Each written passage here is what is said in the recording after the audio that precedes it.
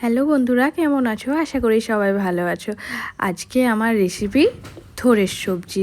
আর এই কদিন আমি ভিডিও ছাড়তে পারিনি, কারণ আমি দেশ আসছিলাম। প্রথমে থোর, বেগুন, আলুগুলোকে বেশ সুন্দরভাবে কেটে নিয়েছিলাম। তারপরে জলের মধ্যে দিয়ে ভালো করে হাত দিয়ে আমরা ধুয়ে নিয়েছিলাম।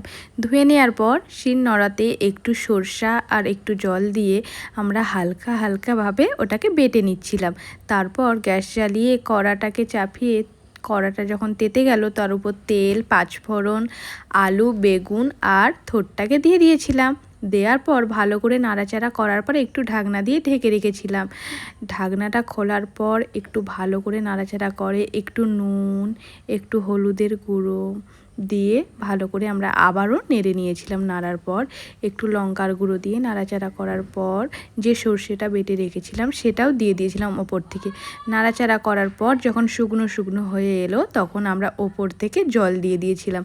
জলটা যখন ফুটে ওঠে তারপরে দেখুন খুব সুন্দর ফুটছে, আমাদের থোড়ের সবজি রেডি।